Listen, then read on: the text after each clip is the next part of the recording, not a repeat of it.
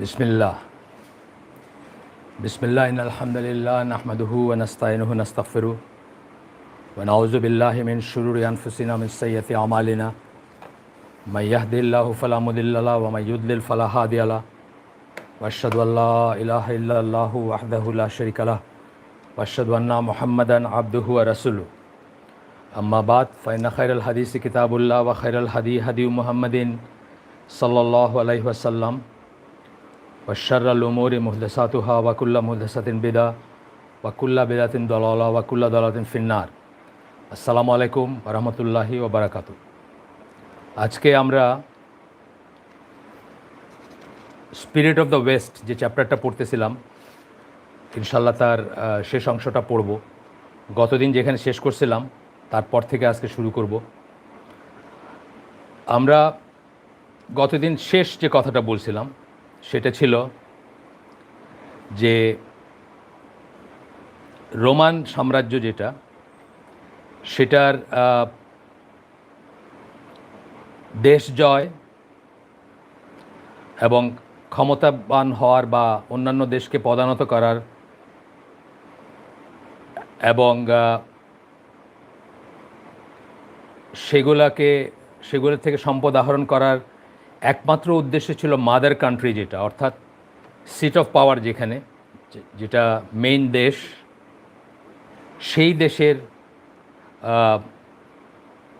সেই দেশকে লাভবান করা বা সেই দেশকে ঐশ্বর্যশালী করা, লুটপাট করে সবখান থেকে নিয়ে এসে সেই দেশকে ঐশ্বর্যশালী করা। এই জায়গাটা এসে আমরা শেষ করছিলাম এবং এটা বলছিলাম যে প্রিভিলেজ গ্রুপ মানে রোমান এলিট যারা, রোমান সাম্রাজ্যের এলিট যারা, তাদের জীবনটাকে বেটার লিভিং যেটাকে আমরা বলি, জীবনটাকে আরও বেশি বিলাসিতা, আরও বেশি সুখ স্বাচ্ছন্দ্যে ভরে দিতে কোনো ভায়োলেন্সে হার্স না, অর্থাৎ মানে কোনো কাজই তাদের কাছে অন্যায় ছিল না। যেখানে যেটুকু বল প্রয়োগের দরকার, যেভাবে দরকার সেটুকু তারা করাটাকে জাস্টিফাইড মনে করছে এবং ঠিক মনে করছে। এবং জাস্টিসের কথা আসছে যখন, যে রোমান জাস্টিসের কথা বলতেছে, এটা ছিল শুধু রোমানদের জন্য, সবার জন্য জাস্টিস এমন কোনো কথা ছিল না। আমরা শুনি অনেক সময় রোমান জাস্টিস নিয়ে অনেক কথাবার্তা শুনি, কিন্তু সেই ফেমাস অনেক আলাপ আছে এটা নিয়ে।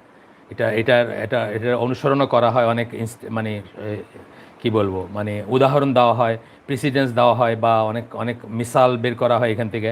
কিন্তু সবই হচ্ছে রোমানদের জন্য জাস্টিস, শুধুমাত্র রোমানদের জন্য জাস্টিস, অন্য কারোর জন্য জাস্টিসের প্রসঙ্গ এখানে আসে নাই। আচ্ছা, আমরা একটু আগাই। এই ছিল আমাদের গত দিনের। আজকে আমরা পড়ব এরপর থেকে নিয়ে। রোমানরা তাদের জীবন ব্যবস্থা গড়ে তুলেছিল সম্পূর্ণ বস্তুবাদের উপর ভিত্তি করে, কিন্তু তাদের কোনো আধ্যাত্মিক মূল্যবোধ ছিল না বা ধর্মও ছিল না। আধ্যাত্মিক মূল্যবোধ ছিল না, কোনো স্পিরিচুয়ালিটি ছিল না, কোনো ধর্মও ছিল না। তাদের দেবতারা ছিল গ্রিক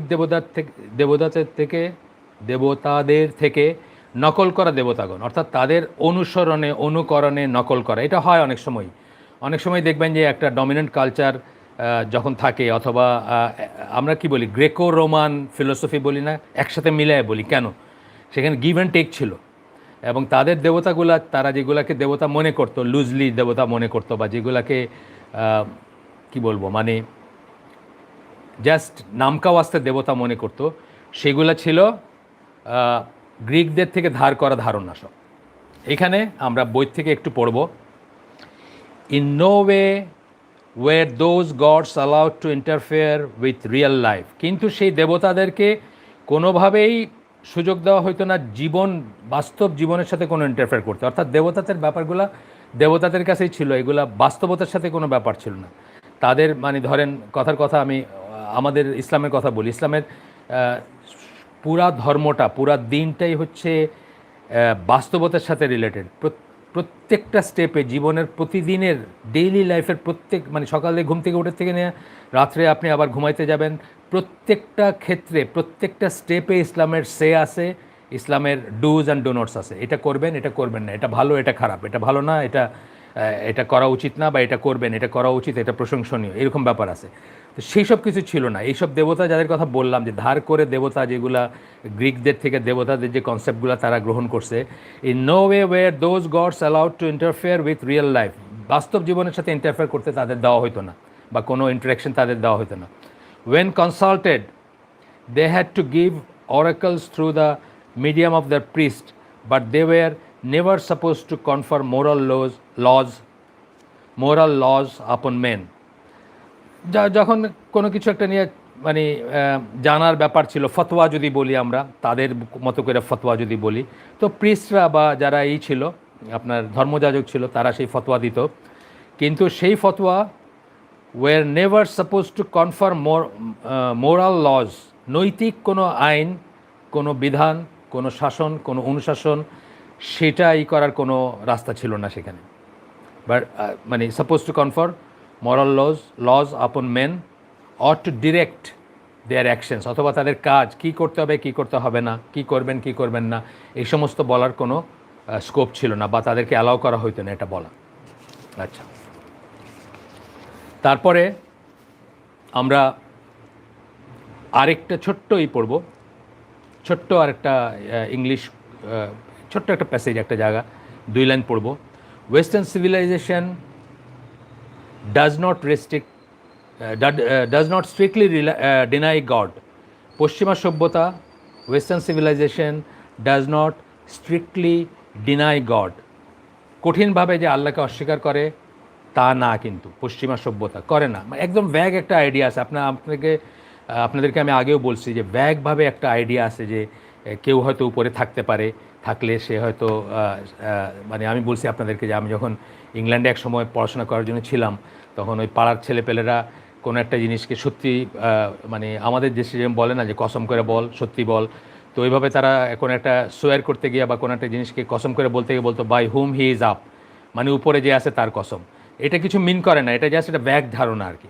তো এখানে বলতেছেন যে western civilisation does not strictly deny God, একদম খুব কঠিনভাবে, যেমনভাবে ধরেন চাইনিজরা বা কমিউনিস্ট চাইনিজরা বা উত্তর কোরিয়া বা সোভিয়েত ইউনিয়নে যেভাবে দেখবেন যে গডের কনসেপ্টটাকেই মুখে আনা যাবে না, এরকম একটা ব্যাপার ছিল at the peak of their কমিউনিস্ট্রি আর কি, মানে দ্য রাইজ যদি বলি আমি, যে কমিউনিজমের এটা যখন রাইজ করতেছিল বা যখন এটা ফ্লারিশ করতেছিল, খুব উপরের দিকে যাচ্ছিল কমিউনিস্টিক ধ্যান ধারণা বা ওয়ার্ল্ড ভিউ যেটাকে আমরা বলি, তখন কিন্তু তারা একেবারে মুখেই আনা যাবে না এরকম একটা ব্যাপার ছিল, মুখে আনলেই বরং পানিশেবল ছিল, এরকম একটা ধ্যান ধারণা ছিল।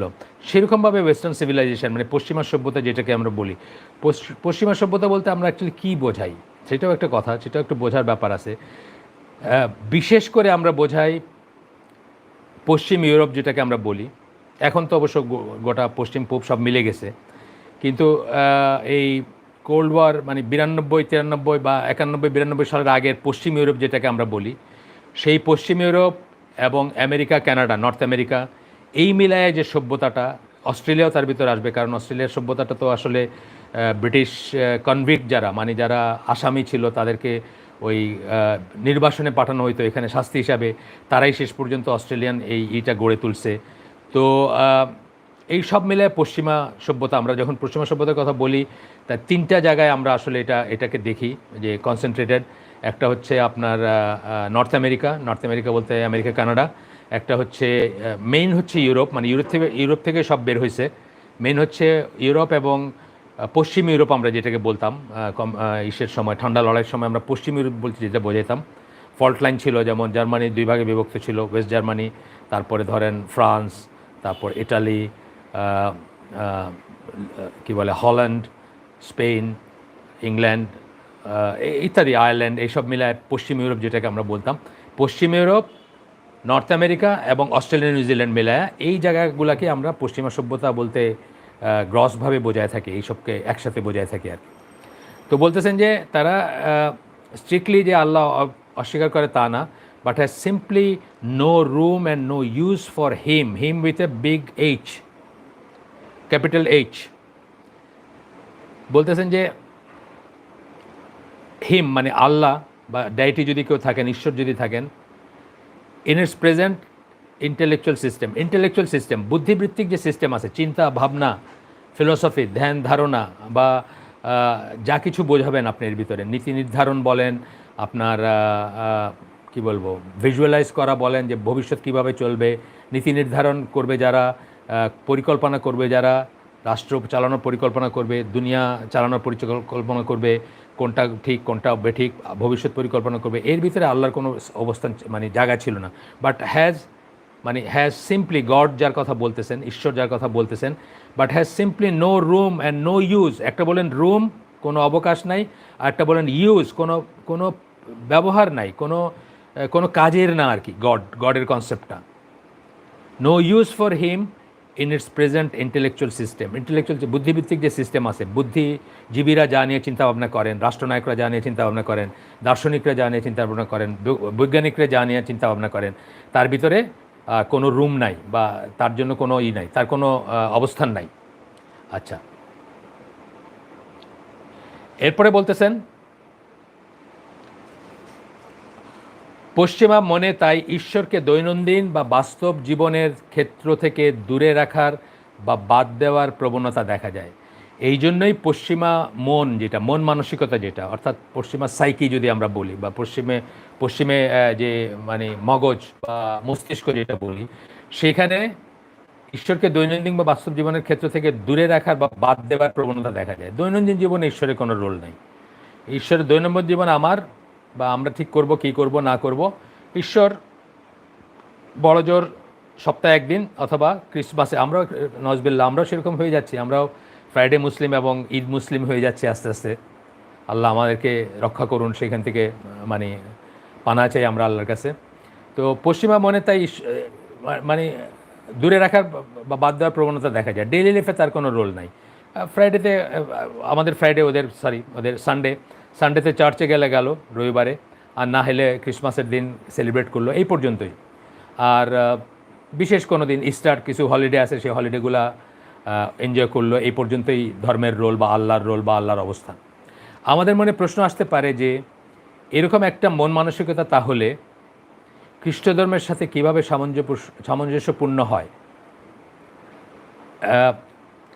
এই মন মানসিকতা, অর্থাৎ পশ্চিমা সভ্যতার যে মন মানসিকতার কথা আমরা বললাম, এইটা তাহলে ক্রিশ্চিয়ানিটির সাথে যায় কিভাবে, খ্রিস্ট ধর্মের সাথে কিভাবে যায়, কিভাবে পাশাপাশি অবস্থান করে, বা কিভাবে আমরা ওয়েস্টকে তো একটা খ্রিশ্চিয়ান সমাজ মনে করি। আমাদের যে কেউ যদি বলে যে পশ্চিমা সভ্যতাতে ধর্ম কী, বলবে সবাই বলে যে খ্রিশ্চিয়ান ধর্ম, তাই না? খ্রিস্ট ধর্মের অনুসারী তারা, বা খ্রিশ্চিয়ান ধর্ম। তাহলে কীভাবে সামঞ্জস্যপূর্ণ হয়? বিশেষ করে আমরা যখন ঈদের দেখি, বিশপদের দেখি, সেই লম্বা লম্বা পরা, কি বলে, ড্রেস পরা, সাদা সেই সৌম্য চেহারার লম্বা দাড়ি বিশপদের, মানে যেই ধর্মযাজকদের যখন আমরা কল্পনা করি, সেই নানদের যখন দেখি, ফেরেশতাদের মতো চেহারার নানরা সব, অথবা সেই সেলিবেসি যারা করেন, যারা কৌমার্য করেন, জীবনে বিয়ে করেন না, তাদের যে কৃচ্ছতা বা তাদের যে জীবন, যে জুহুদ যেটাকে আমরা বলি, সেগুলোর দিকে আমরা যখন তাকাই বা সেগুলো যখন আমরা দেখি, তখন আমাদের মনে আসতেই পারে চিন্তা যে আমরা তো জানি যে পশ্চিমা সভ্যতার ধর্ম যদি অফিসিয়ালি বলি, বা তারা কোন ধর্মের অনুসারী, এই কথাটা যদি কেউ কাউকে জিজ্ঞেস করে, তাহলে অবভিয়াসলি বলতে হবে যে খ্রিস্ট ধর্মের অনুসারী।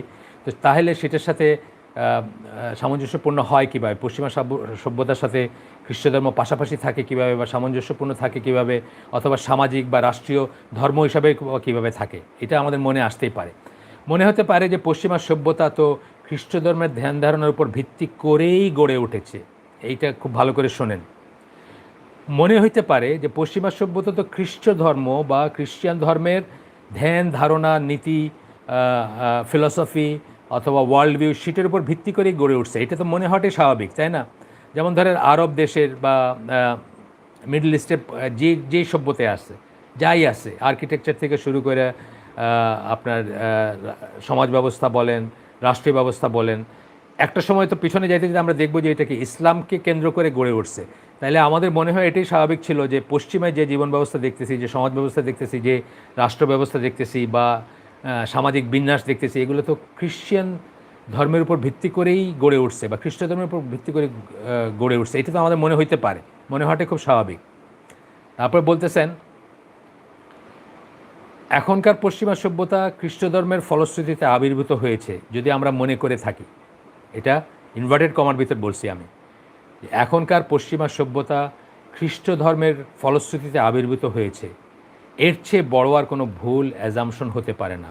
এই অ্যাজামশনটা পুরাটাই ভুল, ভিত্তিহীন একটা অ্যাজামশন এবং ভুল। সেটা আমরা পড়বো বা সেটা আমরা দেখবো এখন ইনশাল্লাহ। আমরা আগেও বলছি, আবার দেখবো, আবার এটা নিয়ে কথা বলবো। আগে বলছি কি, যে পশ্চিমের ইন্টেলেকচুয়াল ফাউন্ডেশন হচ্ছে রোমানদের প্রায়োগিক এবং বস্তুবাদী মানসিকতা। প্রায়োগিক মানে কি, অ্যাপ্লাইড, যেটা অ্যাপ্লাই করা যায়, যেটা জীবনে যেটার উপকার আছে, জীবনে যেটার প্রয়োগ আছে, জীবনে যেটাকে করা যায়, প্র্যাকটিক্যাল, প্র্যাগমেটিক যদি আমরা বলি। এবং বস্তুবাদী মানসিকতা রোমানদের যেটা ছিল, সেটাই হচ্ছে পশ্চিমের ইন্টেলেকচুয়াল ফাউন্ডেশন। সেটার উপর ভিত্তি করে পশ্চিমা সমস্ত ধ্যান ধারণা আসছে, যেখানে অতিজাগতিক কোনো ব্যাপারের চিন্তাভাবনা নাই। অতিজাগতিক বলতে আমরা কি বলছিলাম? ট্রান্সেন্ডেন্টাল, এই জগতের বাইরে, দুনিয়ার বাইরে, সাত আকাশের উপরে আল্লাহ সুবহানাহু ওয়া তাআলা আছেন। ওয়াহির মাধ্যমে তিনি আমাদেরকে do this, do not do this বলেন, জীবন ব্যবস্থা দেন, সেটা আমরা জীবনে ধারণ করি, সেটা জীবনে প্রয়োগ করি, সেই মতো জীবনযাপন করি।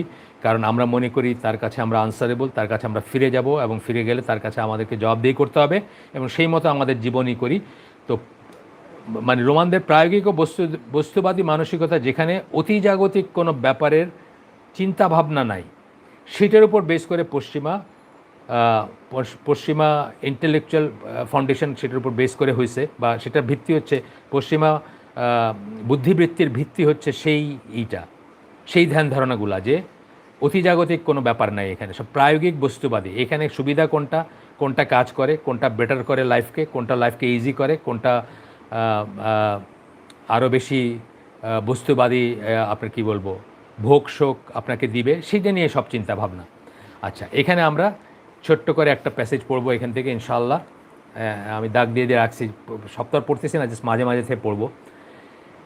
এইখানে যে কথাটা আসতেছে, এটা হচ্ছে পশ্চিমা ওয়ার্ল্ড ভিউয়ের একেবারে অন্তর্নিহিত কথা আল্লাহ সম্বন্ধে। অনেক দার্শনিকই বলছেন, এখানে দার্শনিকের নাম বলেন নাই এখানে পার্টিকুলারলি, কিন্তু আপনি যদি নিৎসের পড়েন, ফ্রেডরিক নিৎসে, তার ব্যাপার স্যাপার যদি পড়েন, তার কথাগুলো যদি পড়েন, বা তার জীবন দর্শন যদি পড়েন, দেখবেন যে হুবহু এই কথাগুলো উনি বলে গেছেন। এই কথাগুলো আমরা ইংরেজিতে পড়ব, বাংলায় আলোচনা করব ইনশাআল্লাহ। Since we do not know anything definite, অ্যাগনোস্টিকরা কিন্তু ঠিক এই কথাটাই বলে। এখনকার যাদেরকে আমরা অ্যাগনোস্টিক বলি, তারা কিন্তু ঠিক এই কথাটাই বলে, এই কথাটাই ঘুরে ফেরে বলে। মানে আমাদের দেশে যারা অ্যাগনোস্টিক, অথবা মুসলিম, আনফর্চুনেটলি মুসলিম পৃথিবীতে যারা নাস্তিক, যারা অ্যাগনোস্টিক, তারা কিন্তু নতুন কিছু বলতেছে না। তারা এই গ্রেকো রোমান ফিলোসফি, বা এই রোমান ইরা থেকে যে পশ্চিমা দার্শনিকরা বা পশ্চিমা বুদ্ধিজীবী যারা, তারা যে ধ্যান ধারণা পোষণ করেন গড সম্বন্ধে, আল্লাহ সম্বন্ধে, স্টিফেন হকিন্স যা বলছেন, বা অন্য যারা বলছেন, সেই জিনিসটা এখানে বলতেছেন।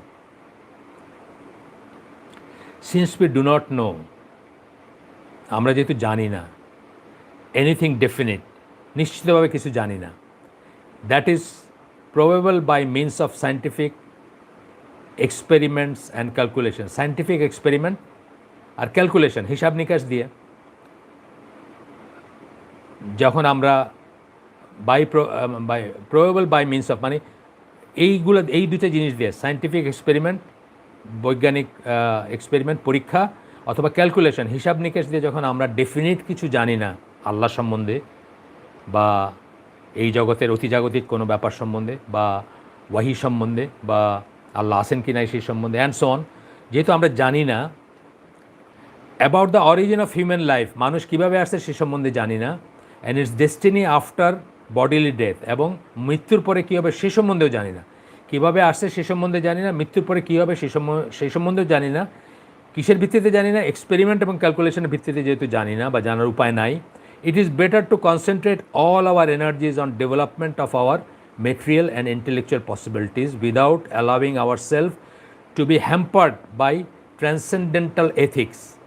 তাহলে জানি না যেহেতু, তাহলে এইটাই ভালো যে আমরা আমাদের সমস্ত শক্তিগুলা, সমস্ত এনার্জিগুলা, সমস্ত রিসোর্সগুলা, সমস্ত সম্পদগুলা, সমস্ত নিয়ামতগুলা ব্যবহার করি মেটেরিয়াল এবং ইন্টেলেকচুয়াল পসিবিলিটির পিছনে। মেটেরিয়ালি কীভাবে আমরা আরও ডেভেলপ করব, আরও উন্নত হব, আর আরও বুদ্ধিবৃত্তি কী হবে। আজকে ধরেন আমরা যখন বড় হচ্ছি, তখন ইউনিভার্সিটি লেভেলে সেট থিওরি পড়তো ম্যাথমেটিক্সে, এখন কোথায় পড়ে? 7-এ পড়ে, ক্লাস 7-এ কিন্তু এখন সেট থিওরি পড়ে। এই যে মানে আরও উন্নতি, আরও ইন্টেলেকচুয়াল লেভেলটা বাড়ানো বা মেটেরিয়াল উন্নতি হওয়া, without allowing our self to be hampered, আমরা নিজেদের ক্ষতি কেন করব, by the transcendental ethics and moral postulates based on assumptions which defy scientific proof. Just অ্যাজামশনের উপর, ধ্যান ধারণার উপর, সায়েন্টিফিক প্রুফ নাই, কিন্তু আমরা ধরে নিচ্ছি যে বাইরের জগৎ থেকে একজন ঈশ্বর আমাদেরকে বলতেছেন এটা করবা, এটা করবা না, এটা দেখবা, এটা দেখবা না, এইভাবে চলবা, এইভাবে চলবা না। এইসব করে আমরা তাহলে কেন আমাদের সময়গুলো নষ্ট করি? তার চেয়ে আমরা আমাদের সময়, সম্পদ, শ্রম, মেধা যাই আছে আমাদের, যে সমস্ত রিসোর্সেস আছে সেগুলা হ্যাম্পার বা সেগুলো কোনো ক্ষতি না করে সমস্ত কায়ে মনে সব কিছু, চাইনিজদের মতো অবস্থা আর কি, চাইনিজরা রাশিয়ানরা যা করছে, বা অ্যাবসোলুট কাফের যারা আর কি, মানে একদম ভিরুলেন্ট কাফের যারা, জাপানিজরা যেটা করছে, মানে গডের কোনো কনসিডারেশনই নাই, সেইটা করে আমরা আরও উন্নতি করব, এটাই তো স্বাভাবিক।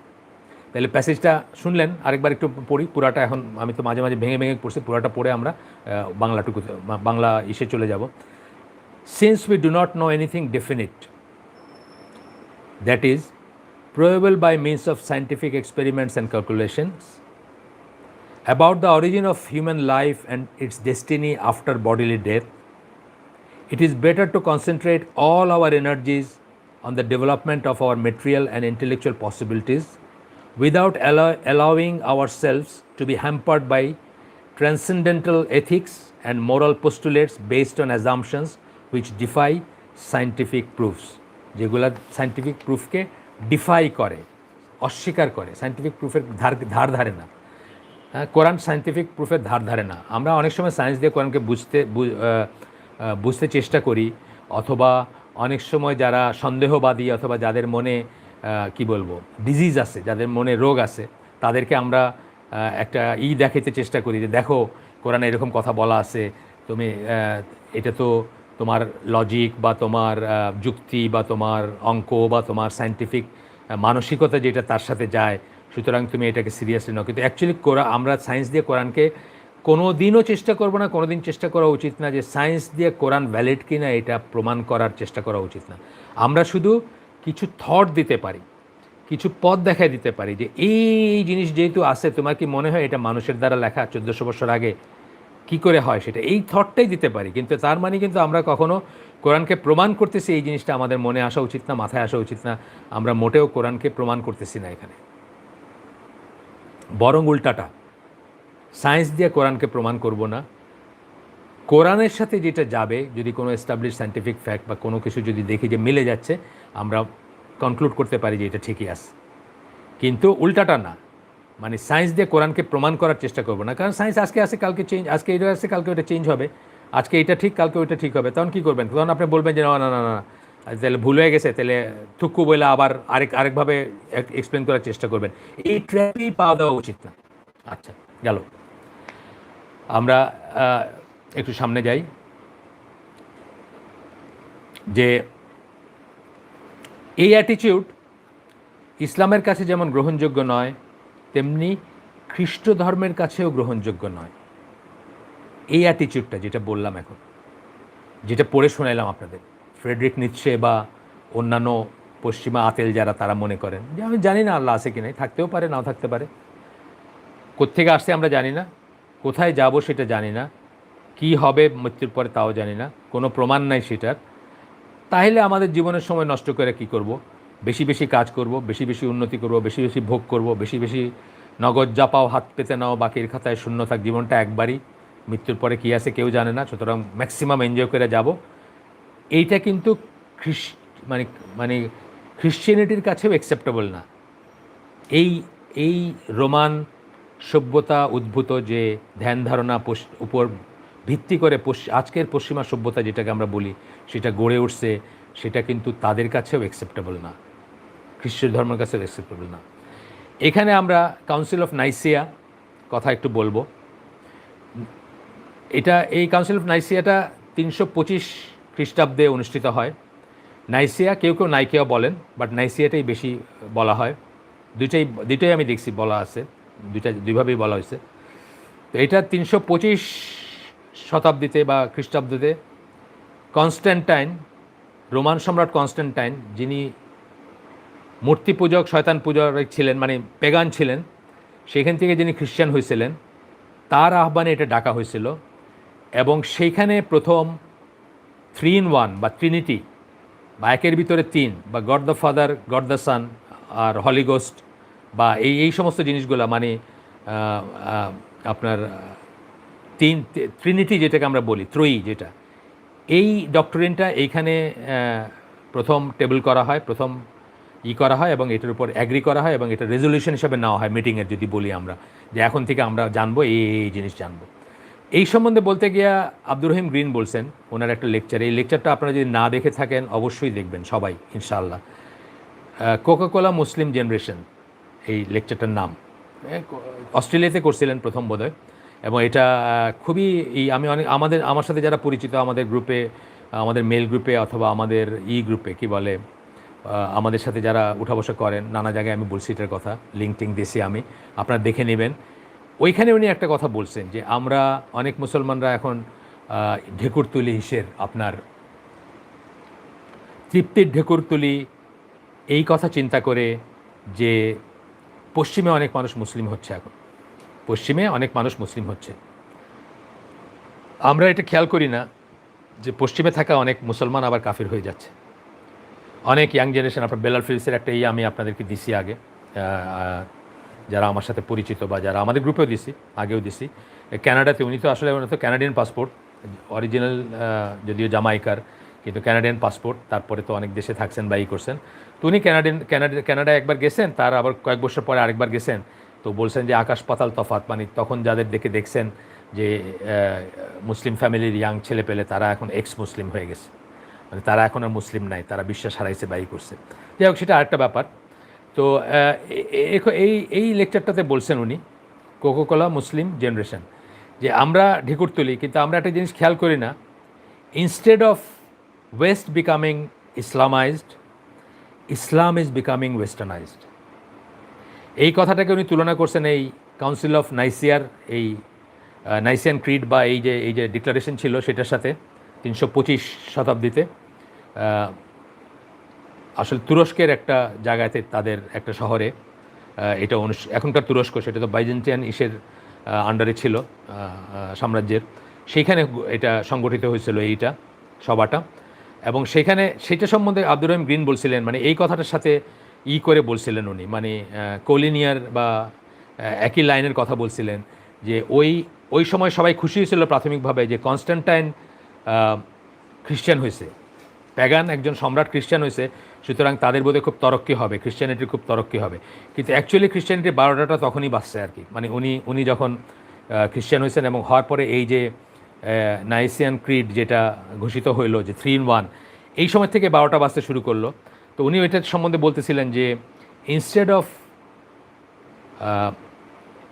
অফ কনস্ট্যান্টাইন বিকামিং খ্রিস্টান, অথবা ইনস্টেড অফ রোমান পেগানস বিকামিং খ্রিস্টান, খ্রিশ্চিয়ানিটি বিকেম পেগানাইজড।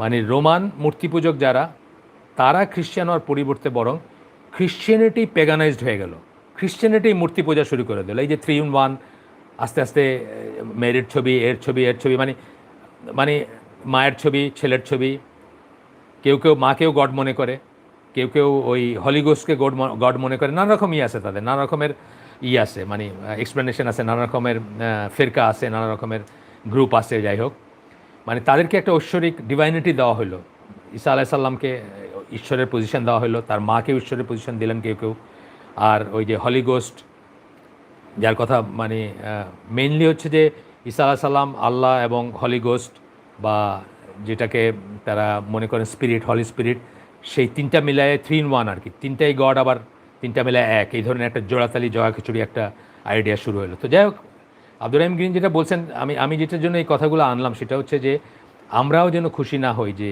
পশ্চিমে অনেক মুসলমান হচ্ছে। Instead of west becoming Islamized, Islam is becoming westernized. আজকে ইসলামের ভিতরে সমকামিতা জায়েজ কিনা এটার প্রশ্ন উঠতেছে। আজকে ইসলামের ভিতরে মেয়েরা আপনার ইমামতি করবে কিনা এটার প্রশ্ন উঠতেছে, বিতর্ক হচ্ছে এসব নিয়ে। সমকামী ইমাম হইলে ওদেরও মসজিদ আছে আলাদা, শুনছি আমি, নজবিল্লাহ।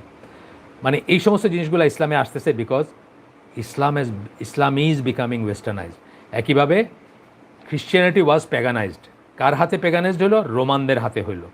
এবং রোমানদের প্রতিপত্তি বা রোমানদের প্রভাবটা খ্রিশ্চিয়ানিটির উপর বা খ্রিস্ট ধর্মের উপর প্রবলভাবে আসলো, এমন প্রবলভাবে যে ওদের ওয়ার্ল্ড ভিউটাই খ্রিশ্চিয়ান ওয়ার্ল্ড ভিউর সাথে, বা জীবনকে, পৃথিবীকে বা ধর্মকে কিভাবে দেখবে সেই খ্রিশ্চিয়ান ওয়ার্ল্ড ভিউটাকে ছাপায়া কি হলো, রোমান ওয়ার্ল্ড ভিউটা সেখানে জায়গা করে নিল। এইটাই আমার এত কথা বলার পেছনের কারণ। আর আচ্ছা, পশ্চিমা সভ্যতার জাগতিক ও বস্তুবাদী উন্নতিকে খ্রিস্ট ধর্মের কার্যকারিতা বলে গণ্য করার চেয়ে হাস্যকর ব্যাপার আর কিছুই হতে পারে না। সুতরাং আমাদের অনেকেই বলে, আমাদের ভিতর অনেকেই ওদের উন্নতি দেখা, ওদের চাকচিক্য দেখা, ওদের অ্যাচিভমেন্ট দেখা, ওদের সায়েন্টিফিকই দেখা বলে যে খ্রিস্ট ধর্মটা কত এফেক্টিভ, কত কার্যকর, তাদের ছত্রছায়া বা তাদের অনুসারী হয়ে খ্রিস্টানরা কত উন্নতি করছে। এই জিনিসটা হচ্ছে হাস্য করার কোনো কথা হইতে পারে না, কারণ এই পুরা কথাটাই ফ্যালাসিয়াস, এই কথাটাই ভুল, কারণ সেইখান থেকে আসে নাই। এখানে আমরা একটা আরও দুইটা ছোট্ট প্যাসেজ পড়ব ইনশাল্লাহ। এখানে বলতেছেন, indeed those achievement emerge out of Europe's age long intellectual fight against the Christian church and it's Outlook on life. শতাব্দীর পর শতাব্দী ধরে ইউরোপিয়ানরা চার্চের এগেনস্টে ইন্টেলেকচুয়াল যুদ্ধে রত ছিল। ইন্টেলেকচুয়াল যুদ্ধ মানে বুদ্ধভিত্তিক যুদ্ধে রত ছিল পশ্চিমা সভ্যতা বা পশ্চিমা দেশগুলা। এবং সেই যুদ্ধে যখন জয়ী হইল তারা, খ্রিশ্চিয়ান চার্চের যে against the Christian church and it's Outlook on life, এবং খ্রিশ্চিয়ান চার্চ জীবনটাকে যেভাবে দেখতো সেটার এগেনস্টে স্ট্রাগল করছে তারা। আপনারা যদি ফ্রেঞ্চ রেভলিউশনের স্টোরি পড়েন, ইন্ডাস্ট্রিয়াল রেভলিউশনের স্টোরি পড়েন, ঠিক তার আগের সময়টা পড়েন, যখন ইনকুইজিশন বলে, যে কেউ যে সায়েন্স নিয়ে গবেষণা করতো, বেশি পড়াশোনা করতো, তাকে তারা উইচ বলতো, মানে ডাইনি বা ওঝা বা কি বলবো, মানে জাদুঘর বইলা তাকে পোড়ায় ফেলতো, তাকে হত্যা করে ফেলতো। খ্রিশ্চিয়ান চার্চ যখন পাওয়ারে ছিল, চার্চ যখন পাওয়ারফুল ছিল তখন। এবং এইটার এগেনস্টে পশ্চিমা ইন্টেলেকচুয়ালস যারা, পশ্চিমা বুদ্ধিজীবী যারা, সায়েন্টিস্ট বলেন, ম্যাথমেটিশিয়ান বলেন, আর কী বলে রাজনৈতিক ব্যক্তিত্ব বলেন, চিন্তাবিদ আর কি, দার্শনিক বলেন, তাদের শতাব্দীর পর শতাব্দী ধরে যুদ্ধ চলতেছিল। সেই যুদ্ধে তারা যখন জয়ী হইল, তখনই তাদের মেটেরিয়াল উন্নতিটা শুরু হইল। তার আগে হয় না মেটেরিয়াল উন্নতি, তার আগে তারা বারবেরিয়ান্স ছিল। আপনারা হিস্ট্রি পড়লে জানবেন। আমি আশা করব, আমি রিকোয়েস্ট করব যে আপনারা কিছুটা হইলেও পশ্চিমা এই মধ্যযুগীয় এই ইতিহাসটা একটু পড়বেন, কীভাবে স্পেনের ইতিহাস, মুসলমানদের ইতিহাস পড়বেন, কীভাবে ছদ্মবেশে ইংল্যান্ড থেকে, জার্মানির থেকে বা অন্য দেশগুলো থেকে মুসলিম ইউনিভার্সিটিতে তারা পড়তে আসতো, আর কীভাবে তারা নিজের দেশে বেশি পড়াশোনা করলে, বেশি সায়েন্টিফিক কথাবার্তা বললে কীভাবে তাদেরকে পোড়ায় দেওয়া হইতো অথবা হত্যা করা হইতো, ইনকুইজিশন যেগুলো ছিল, সে সম্বন্ধে আপনাদের একটু ধ্যান ধারণা থাকা উচিত। তাইলে আপনারা এই ভুলটা কখনোই বলবেন না, বা এই ভুল কথাটা কখনোই বলবেন না যে খ্রিশ্চিয়ানিটির মানে ইসলাম ফলো করা বা ইসলামের হয়ে আমাদের অবস্থা এই হয়েছে যে আমরা এখন একটা কি বলবো, একটা গাড়িও ঠিক মতো বানাইতে পারি না। একটা মুসলিম দেশ নেই যারা একটা ভালো গাড়ি বানায়, মানে কথার কথা আমি বলতেছি। মুসলমানদের অনেক আক্ষেপ আছে, আমি জানি, মেটেরিয়াল মুসলমান যারা, তাদের মনে অনেক আক্ষেপ আছে, কারণ তারা এটা মিস করেন যে ইসলাম আসলে কি চাইছে, কি হইতে চাইছিল, কি হইতে চায়, কি আমাদের কাছে চায়, বা কি হইলে আমরা সত্যিকার মুসলিম হব, কি হইলে আল্লাহ আমাদেরকে জমিনে কর্তৃত্ব দিবেন, পাওয়ার দিবেন, এগুলো আমরা ভুলে গেছি। সুতরাং আমরা ওইগুলো দেখে আমাদের ওই আল্লাহ বলছে না, তোমাদের চোখ যেন না হয়, চোখ যেন না টাটায় এই কাফেরদের উন্নতি দেখা। আমাদের এখন কাফেরদের উন্নতি দেখা চোখ টাটায়, এবং আমাদের কেউ কেউ বলেও ফেলি যে খ্রিস্ট ধর্মের অনুসারী হয়ে দেখো ওরা কত উন্নতি করছে। মোটেই তা করে না। এটা আপনাদের জানানোর জন্য বললাম। এটা হাস্যকর একটা কথা, যে খ্রিস্ট ধর্মের মানে বিকজ অফ খ্রিস্ট ধর্ম কোনো উন্নতি হয় না, বরং সেই যুদ্ধে যখন পশ্চিমা সায়েন্টিফিক বা ইন্টেলেকচুয়ালস যারা, তারা যখন বিজয়ী হয়েছেন ফ্রেঞ্চ রেভলিউশনের পরে, ইন্ডাস্ট্রিয়াল রেভলিউশন পরে, বা ওই সময়টাতে খ্রিশ্চানিটিকে যখন তারা চার্চের ভিতরে তালাবদ্ধ করতে পারছেন, তখনই কিন্তু তাদের এই জাগতিক উন্নতিটা শুরু হয়েছে, এবং উন্নতিটা হয়েছে। জাগতিক উন্নতিটা তখন থেকেই হয়েছে, তার আগে সেটা ছিল না। আচ্ছা, এরপরে বলতেছেন, ফলে পাওয়ার এবং প্লেজারের যে তীব্র আকাঙ্ক্ষা তৈরি হয়, তা থেকে কিসের জন্য ফলে, কিসের ফলে, এই যে আপনার রোমান পেগানদের যে ওয়ার্ল্ড ভিউ ছিল, ভোগ সুখ, কমফোর্ট, ঐশ্বর্য, দেশ বিজয়, লুটপাট, সম্পদ আরোহণ, আরও ঐশ্বর্য, আরও বড় লোক হয়, এটার কথা বলতেছেন। মাঝখানে আমরা তো একটু অন্য জায়গায় গেছিলাম গিয়ে, যে খ্রিস্টানিটির ইসে গেছিলাম গিয়ে কথায়, সেই কথার থেকে আবার ফিরে আসতেছি। ফলে পাওয়ার এবং প্লেজার দুইটা কথা বললাম, একটা বললাম পাওয়ার, একটা বললাম প্লেজার। পাওয়ার মানে তো ক্ষমতা, আর প্লেজার মানে হচ্ছে সুখ, ভোগ সুখ। এর যে তীব্র আকাঙ্ক্ষা তৈরি হয়, মানে ওই ওয়ার্ল্ড ভিউ থেকে আপনি যখনই মনে করবেন, যেটা আমি পড়ে শুনেলাম, যে আল্লাহ আছে কিনা জানি না, কোথার থেকে আসছে জানি না, মৃত্যুর পরে কোথাও যাবো জানি না, সুতরাং সময় নষ্ট করে লাভ নাই, উন্নতিতে আত্মনিয়োগ করি এবং আরও বেশি বেশি করে জাগতিক জিনিসপত্রই করি। এইসবের ফলশ্রুতিতে পাওয়ার এবং প্লেজারের যে তীব্র আকাঙ্ক্ষা তৈরি হয়, ডেফিনেটলি তখন আকাঙ্ক্ষা হবে যে কীভাবে ভোগ করতে পারি জীবনটাকে। আমি, আমার ছেলে আছে, মেয়ে আছে, তাদের কি দুনিয়া হবে, এটা দিয়ে কোনো, আপনারা দেখেন যেভাবে দুনিয়া এনার্জি ইউজ করে, যেভাবে দুনিয়া সব কিছুকে ব্যবহার করতেছে, এখন যারা করতেছে মনে হচ্ছে তাদের জীবনেই ম্যাটার করে, তাদের জীবনেই তারা সব ভোগ করে যাবে, তাদের ছেলে নাতি বা নাতির নাতির কী হবে এটা নিয়ে তারা বদার না। বিকজ আমাদের কোনো দায় দায়িত্ব নাই, কোনো মোরালিটি নাই, কোনো নৈতিকতা নাই, কোনো দায় দায়িত্ব নাই, কোনো জবাবদিহিতে নাই, কোনো গড নাই, যেহেতু এগুলো কিছুই নাই। ফলে পাওয়ার এবং প্লেজারের তীব্র আকাঙ্ক্ষা তৈরি হয়, তা থেকে যে কোনো মূল্যে এগুলো লাভ করতে গিয়ে যে কাউকে যে কোনো সময় ধ্বংস করতেও তারা দ্বিধাবোধ করে না, যে কাউকে যে কোনো সময়। এটা ব্যক্তিগত লেভেলে, সামষ্টিক লেভেলে। এই যে 2 দিন আগে একটা বাংলাদেশের ছেলের টুকরা টুকরা করে ফেলছে, কী জন্য? $10,000 জন্য। তারই অ্যাসিস্ট্যান্ট ছিল, তারই পেইড এমপ্লয়ি ছিল, টুকরা টুকরা করে ফেলছে। যখনই সেই পথে কেউ বাধা আসবে, তার লাভ করার বা অ্যাচিভ করার পথে, সে যেটা চাচ্ছে, আকাঙ্ক্ষা সে যা চায় সেটার পথে যখন কেউ বাধা দিতে আসবে, তাকে সে এলিমিনেট করে দিবে। এটা ব্যক্তিগত লেভেলে করবে, সামাজিক লেভেলে করবে, রাষ্ট্রীয় লেভেলে করবে, আন্তর্জাতিক লেভেলে করবে, এবং তাই করতেছে, আপনারা খেয়াল করলেই বুঝবেন। এই জন্যই দেখবেন যে তাদের গ্যাং থাকে, তাদের ড্রাগ লর্ড থাকে, আর্মি থাকে, রীতিমতো মাফিয়া থাকে। আপনারা ইটালিয়ান মাফিয়া নিয়ে পড়ে দেখেন একটু, সিসিলিয়ান মাফিয়ারা কী করে। তারা মানে জাজ পর্যন্ত মাইরে ফেলে, জাজ, গভর্নমেন্ট অফিস, যারে যখন এলিমিনেট করার দরকার, তাদের পথে যে আসবে তাকে মেরে ফেলবে। কিন্তু প্রাপ্তিটা কি? প্রাপ্তিটা তো দুনিয়া। প্রাপ্তিটা হচ্ছে ওই যে দুইটা বললাম, পাওয়ার অ্যান্ড প্লেজার। কে কোনটা নিয়ন্ত্রণ করবে আর কার কত সুখ হবে, সেটা প্লেজার। আন্তর্জাতিক লেভেলও তাই। ওয়েস্টার্ন এগুলো আপনারা দেখেন, মালির মতো দেশে ফ্রান্স গিয়ে কী করতেছে, লিবিয়ার মতো দেশে ফ্রান্স গিয়ে কী করতেছে। ফ্রান্সের মানে আতেল ধরা হয়, মানে খুব ইউরোপের খুব উন্নত মন মানসিকতার জাতি ধরা হয়। কি করতেছে তারা, কিসের জন্য করতেছে? কঙ্গোতে বেলজিয়াম কি করতে চাইতেছে, কি পাইতে চাইতেছে? ইরা কি করতেছে? আপনার জাতিসংঘের ফোর্স এখানে কি করতেছে? তাদের জন্য ওই ডায়মন্ড এবং অন্যান্য খনিজ জিনিস পাহারা দিতেছে, তারা যেন ওইগুলা সুন্দর করে মানে কালেক্ট করে ভোগ করতে পারে সেই জন্য।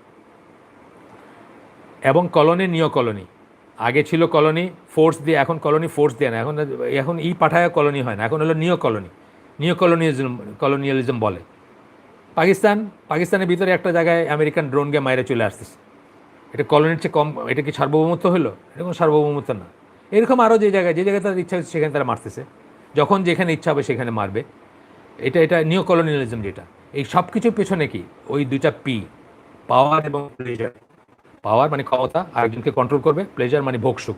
এটা নিজেদের এবং অন্যদের মাঝেও হত্যা খুন, নিজেদেরকেও হত্যা করবে। এই যে বললাম যে নিজেদের ভিতরে মারামারি করে মরে যাবে। আপনি দেখবেন নিউ ইয়র্কে গ্যাং আছে, বড় বড় শহরগুলোতে, ফিলাডেলফিয়া, নিউ ইয়র্ক, সবখানে আছে। আপনার প্রত্যেকটা বড় শহরে আছে, কন্ট্রোল করে, এই জোন কন্ট্রোল করে, ওই জোন কন্ট্রোল করে, ড্রাগের ফ্লোটা কন্ট্রোল করে, ড্রাগ কোথায় কোথায় যাবে, মানে ইত্যাদি। আমি অত ডিটেলসে গেলাম না। এখানে আমরা আরেকটা ছোট্ট প্যাসেজ পড়বো ইনশাল্লাহ।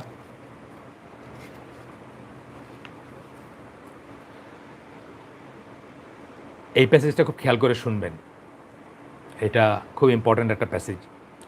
দ্য অ্যাভারেজ অক্সিডেন্টাল কারদেরকে বলি আমরা, পশ্চিমা যাদের, তাদেরকে বলি occidental. Average occidental, be democrat or fascist, a capitalist or communist. Average পশ্চিমা লোক, সে ডেমোক্রেট হইতে পারে, সে ফ্যাসিস্ট হইতে পারে, লাইক জোসেফ স্ট্যালিন, বা আরও এরকম নাম পাবেন আপনারা। জোসেস্কো ছিল না একজন রোমানিয়ান ফ্যাসিস্ট, সে এক হাতে একদম মানুষকে দমন পীড়ন করে চালাইছে। ডেমোক্রেটও হইতে পারে, লাইক ম্যাক্রো অথবা Boris Johnson. A capitalist or communist, capitalist হতে পারে, কমিউনিস্ট হতে পারে, a manual worker or an intellectual, যাই হোক না কেন, একজন পশ্চিমা লোক সে যাই হোক না কেন, ডেমোক্র্যাট হোক, ফ্যাসিস্ট হোক, ক্যাপিটালিস্ট হোক, কমিউনিস্ট হোক, ম্যানুয়াল ওয়ার্কার একদম শ্রমিক হোক, অর অ্যান ইন্টেলেকচুয়াল অথবা ইন্টেলেকচুয়াল হোক, যাই হোক না কেন, knows only one positive religion. এই জন্য বলছি আপনাদেরকে খুব খেয়াল করে শুনবেন, কেবল একটা সত্যিকার ধর্ম জানে তারা, একটা মাত্র সত্যিকার ধর্ম জানে তারা, and that is worship of material progress. আর সেই ধর্মটা কি? বস্তুবাদী প্রগতির পূজা, বস্তুবাদী প্রগতির পূজা, বস্তুর যে প্রগতি সেটার পূজা। আইফোন 7, আইফোন 8 ওইটা দেখলেই চোখটা চকচক করবে, ওইটা পাওয়ার জন্য রক্ত বিক্রি করবে দরকার হলে। আমি নিজে পড়ছি যে ওই ক্যালিফোর্নিয়াতে ইউনিভার্সিটির ছাত্রী বোন মেরো বিক্রি করে পড়াশোনা করতেছে উপরে ওঠার সিঁড়িটা টপকানোর জন্য, বোন মেরো বিক্রি করে। আমি ওই পশ্চিমা এটাতে সবচেয়ে বেশি যে সমস্ত দেশগুলো গ্রহণ করছে তার ভিতরে একটা হচ্ছে ফিলিপিন্স। আমি ফিলিপিন্সে দেখছি ম্যানিলা ইউনিভার্সিটির চারিপাশে হচ্ছে সবচেয়ে বড় হোর জয়েন্ট। এই হোটেলগুলোতে সব ম্যানিলা ইউনিভার্সিটির ছাত্রীরা বিদেশিদের মনোরঞ্জন করে, পয়সা আর্ন করে, যাতে উপরে ওঠার সিঁড়িতে পড়াশোনা করে বড় পয়সার বড় চাকরি করতে পারে এবং জীবনটাকে ভোগ করতে পারে। তো এটাই বলতেছেন, সে যাই হোক না কেন, পশ্চিমা ধ্যান ধারণাতে যে বড় হবে, অ্যাভারেজ অক্সিডেন্টাল মানে পশ্চিমা লোক যে, সে একটা মাত্র পজিটিভ রিলিজিয়ান জানে সে, and that is worship of material progress. এই জন্য আপনাদেরকে বললাম খেয়াল করে শুনবেন। তাদের সাথে কি আমাদের যাইতে পারে? তাদের সাথে কি আমরা তাদের কাছ থেকে শিক্ষা নিয়ে, তাদের কাছ থেকে জীবনের ধ্যান ধারণা নিয়ে কি আমরা কিছু হইতে পারবো? কিছু হইতে পারবো না, বরং আমরা ইসলাম থেকে আরও এবং আরও দূরে চলে যাব। এটাই স্বাভাবিক। আচ্ছা, গেল এটা। আমরা এরপরে রিসে যাই। বয়স্ক মানুষ বোঝা বা কাউন্টার প্রোডাক্টিভ। এখানে কি হয়? বয়স্ক মানুষ বোঝা হয়ে যায় এবং মাফ করবেন, একটু জানুন। আওয়ার প্লেজার গেল। আচ্ছা, এখনই আমি যেটা পড়ছি, এই প্যাসেজটা বোধহয় আরেকটু পরে আসতো দাঁড়ান এক সেকেন্ড, আমি একটু দেখি। আচ্ছা, ঠিক আছে, এই প্যাসেজটা ঠিক আছে। এরপরে কি হচ্ছে? আরেকটা প্যাসেজ পড়ব। সেখানে বলতেছেন the temples of this religion. এটা খুব খেয়াল করে শুনেন। এই ধর্মের টেম্পলসগুলা কি?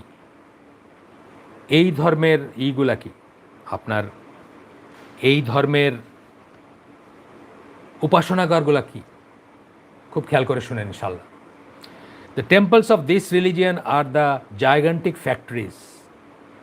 ধর্ম যখন হয়ে গেল যে আপনার মেটেরিয়াল উন্নতি ছাড়া আর কিছু না, মেটেরিয়াল প্রোগ্রেস, সেটা ধর্ম যখন হইল, তাহলে এই ধর্মের উপাসনাগারগুলা কি? Temples of this religion are gigantic factories, বড় বড় ফ্যাক্টরি। আপনি দেখবেন উন্নতি বলতে তারা কি দেখায়? বড় বড় ফ্যাক্টরি, বড় বড় building, সিনেমাজ, chemical laboratories, dance halls, hydroelectric works, এইগুলা হচ্ছে উপাসনাগার। এইগুলার পূজা করা হয়। এইগুলা যত যার বড়, যত যার ভালো, সে তত উন্নত, সে তত শক্তিশালী, সে তত প্রগতিশীল, সে তত কি বলবো মানে ডেভেলপড ইত্যাদি ধরা হয়। অ্যান্ড ইটস প্রিস্ট, এইগুলা যদি উপাসনাগার হয়, তাহলে এইগুলার ধর্মযাজক কারা? ইমাম কারা? মোল্লা কারা? হুজুর কারা? অ্যান্ড ইটস প্রিস্ট আর এটার হুজুরগুলো হলে কারা? Bankers, engineers, film stars, captain's of industry, record sportsman. আপনি দেখেন, ঠিক এই জিনিসগুলোর পূজা হয় না পশ্চিমে? ঠিক এই জিনিসগুলো দিয়ে পেপারের প্রথম পাতা ভরা হয় না? ঠিক এই জিনিসগুলো নিয়ে গর্ব আহাহু করা হয় না? টেলিভিশনের সমস্ত প্রোগ্রাম জুড়ে এই জিনিসগুলো থাকে না? শুধু ব্যাংকার্স, কে কোন ফাইন্যান্সিয়াল থিওরি দিল, কত টাকা আপনাকে লাভ করে দিল, স্টক এক্সচেঞ্জে কোন কাটা নড়তেছে কীভাবে, আপনি রুদ্ধশ্বাসে তাকায় আছেন যে আপনি যেটাতে ইনভেস্ট করছেন এটা বাড়লো না কমলো। ইঞ্জিনিয়ার্স, টেকনোলজিক্যালি আপনার দেখাই দিল এই ড্যাম, অকল্পনীয় ড্যাম বানায় দিছে আপনার এই জায়গার উপরে। ফিল্ম স্টারদের কথা বলে লাভ নাই, আপনারা জানেন ফিল্ম স্টারদের ব্যাপার কি। ক্যাপ্টেন্স অফ ইন্ডাস্ট্রি, কত বড় ইন্ডাস্ট্রি, এই ইন্ডাস্ট্রিতে কী হচ্ছে। এবং স্পোর্টসম্যান, আপনারা জানেন আমেরিকাতে বা ইসে একজন ওই ধরনের স্পোর্টসম্যান হইলে সে আপনার আমার মতো হাজার হাজার মানুষকে পকেটে নিয়ে হাঁটতে পারে। একজন স্পোর্টসম্যানের যে ইনকাম, এই যে যারা, আমি তো আর এখন আপডেটিং নাই, বাট এই যে ম্যাজিক জনসন আমার সময়কার যারা, তারপরে মাইকেল জর্ডান, যারা এই যে বাস্কেটবল খেলতো বা খেলতো কী বলে ওই যে আমেরিকান ফুটবল, যেগুলো সবচেয়ে হাইয়েস্ট পেড আর কি আমেরিকায়, কল্পনা করতে পারবেন না তারা কী পরিমাণ পয়সা আর্ন করে, কল্পনারও বাইরে। আপনি গুণে শেষ করতে পারবেন না, মানে একটা সিজনে যে পয়সাই করে আপনি ওটা লিখে গুণে শেষ করতে পারবেন না, এত পয়সা আর্ন করে। এই কথাই বললেন এখানে। আচ্ছা, আমরা এখন যাই আর একটু আগাই। বয়স্ক মানুষ তখন বোঝা হয়ে যায়, কাউন্টার প্রোডাক্টিভ হয়ে যায়। ওই সোসাইটিতে কী হবে, বয়স্ক মানুষ বোঝা, তার আর এখানে এই এই এই প্রোগ্রেসে বা তার তো আর কোনোই থাকলো না, তার তো আর কোনো নেওয়ার থাকলো না, নেওয়ার থাকলো না তার এখানে তার আর কোনোই নাই। আপনি ইটালির এবারকার দেখেন, চিন্তা করেন, এই যে করোনা ভাইরাস নিয়ে ইটালিতে যে হলো, আপনার যে সংকটটা গেল, বা ইটালি তো জানেন একটা হায়েস্ট ছিল, হায়েস্ট ইনফেক্টেড একটা ছিল। ইটালিতে কী হয়েছে জানেন না? আমি নিজে দেখছি, এটার পর ডকুমেন্টারি দেখছি। 30 বছর বয়স্ক একটা লোক আসছে, 60 বছর বয়স্ক একজনের মুখে ভেন্টিলেটর লাগানো আছে। 60 বছরে অনেক বাঁচছে, মানে ব্যাক অফ মাইন্ড কি কাজ করছে, অনেক বাঁচছে, প্রোডাক্টিভ না, বাঁচায় রেখে বেশি লাভ নাই। ভেন্টিলেটর খুলে 30 বছরের মুখে দেওয়া হয়েছে। কেন? বুড়া মানুষ হচ্ছে বোঝা, বুড়া মানুষ হচ্ছে লিচ, জোকের মতো। শুধু এই কথাটা বলে তারা, ওয়েস্টার্ন ওয়ার্ল্ডে বলে এই কথাটা, লিচ, জোকের মতো তারা সমাজ থেকে এই retirement benefit, old home benefit, হ্যানো বেনিফিট, তেনো বেনিফিট শুধু নিচ্ছেই, তাদের দেওয়ার কিছু নাই। সুতরাং তারা ইউজলেস এবং তারা বোঝা। সম্পর্কের প্রিভিলেজটা আর থাকে না। বাবা আর ছেলের ভিতর সম্পর্কের একটা প্রিভিলেজ থাকার কথা না, সেটা কিন্তু আর থাকে না। বাবা আর ছেলের ভিতরে সম্পর্কের কোনো প্রিভিলেজ থাকে না তখন আর। আপনাদেরকে একটা গল্প আমি বলছি আগে, সময় কত আছে আমি একটু দেখে নেই। সময় 1 ঘন্টা আমাদের হলো, একদম জাস্ট ম্যাক্সিমাম বলছেন আয়োজকরা, তো সময়ের ভিতর শেষ করবো ইনশাল্লাহ।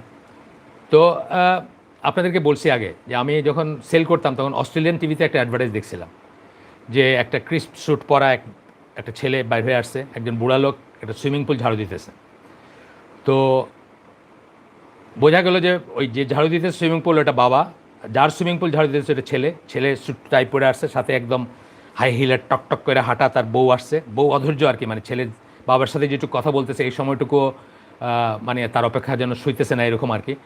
তো ছেলে বাপরে বলতেছে, একটা নোট দিয়ে বলতেছে, বাবা আজকের জন্য তোমার এইটা পাওনা হয়েছে, কিপ দ্য চেঞ্জ, ভাঙতিটা দেওয়ার দরকার নেই, রেখে দাও। আর বলতেছে হাউ ইজ মাম, মা কেমন আছে। অর্থাৎ বাপ যে ছেলের সুইমিং পুল পরিষ্কার করতেছে সেই জন্য ছেলে তাকে পয়সা দিল, তাকে টিপ দিল, সাথে একটু বাড়ায় দিল, আর মায়ের কথা জিজ্ঞেস করলো যে মা কেমন আছে। এরপরে এটা একটা অ্যাডভার্টাইজ, অ্যাকচুয়ালি ইন্স্যুরেন্স কোম্পানির অ্যাডভার্টাইজ, বুড়া বয়সে যদি এইটা হোক না চাও তাহলে আজকে ইন্স্যুরেন্স করে রাখো, এই ছিল কথাটা। কিন্তু এখানে এটার জন্য আমি বলি নাই অ্যাডভার্টাইজ বা ইন্স্যুরেন্স, আই ডোন্ট কেয়ার, এটার জন্য বলি নাই। বলছি যে কীভাবে ডিগ্রেডেড হয় মানুষ, ওইখানে কীভাবে ডিগ্রেডেড হয়ে যায় মানুষ। তো এরপরে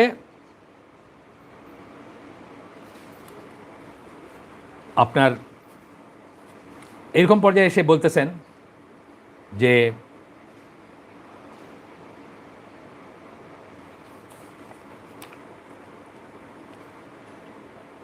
এক সেকেন্ড,